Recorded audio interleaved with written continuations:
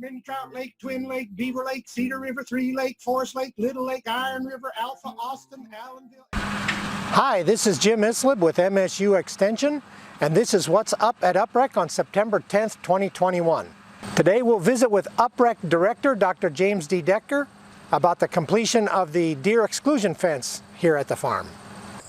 Good morning, everybody. It's September 10th. I'm James Dedecker here at the Upper Peninsula Research and Extension Center, and we are very pleased to be able to show off our finally complete deer exclusion fence here at the North Farm.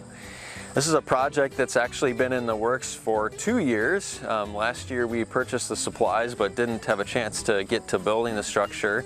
And so this summer of 2021 has really been a long haul effort to build this rather involved exclusion fence here. We've done other videos earlier to show you different parts of the process and kind of explain the design and the motivation of the fence, so you can look back at those earlier videos. We're just going to touch on some of the sort of finishing touches or final aspects of the fence today.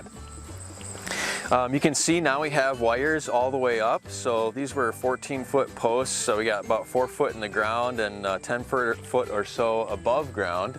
And we have 18 strands of wire running up now the fence. Every other wire will be electrified, and that way we've got an opportunity for an animal to get a shock no matter where it attempts to challenge the fence. We have 18 strands at the bottom. They are a 6-inch spacing, and then above about 6 feet mark we go to an 8-inch spacing, because the likelihood of the deer, going through at those higher levels is a little bit lower. There's just a couple things that we have left to do. One is to put the charger on the fence to actually energize the wire, so we'll be working on that in the next few days here.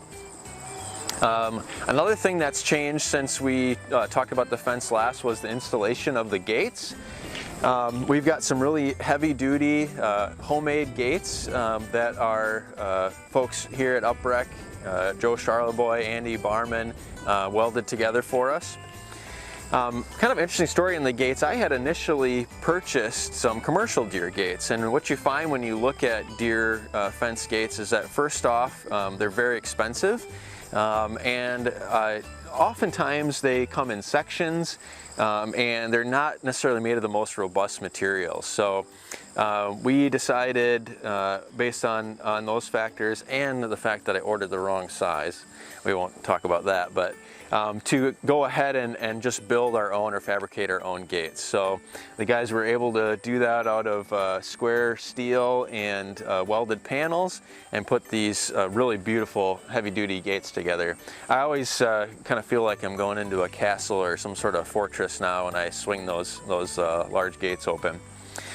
The one thing that might be a challenge with the gates is that because we have uneven ground at the gates, they had to be hung rather high, so when they swing out either way they're going to have clearance. And there is, I think, a small chance that we may have deer try to come under the gates. So if that occurs, we can monitor that and either decide to add some sort of extension down below, or maybe just lower the gates a little bit to try to address that. But thus far we haven't had any deer that have been seen or damaged that we've experienced here inside the fence of the North Farm since we started putting the lower wires up. So pretty good so far. We're pleased with the performance of the fence. The real test will be when we start to dig our carrot crop, our storage carrots. It really seems like as they mature and we start to harvest them, the deer seem to come from miles around to feed on the carrots. And we've had pretty massive damage and losses in the past. So we're really excited to see if we're able to keep the deer out of the carrots this year for just marketability, food safety, and all of those aspects.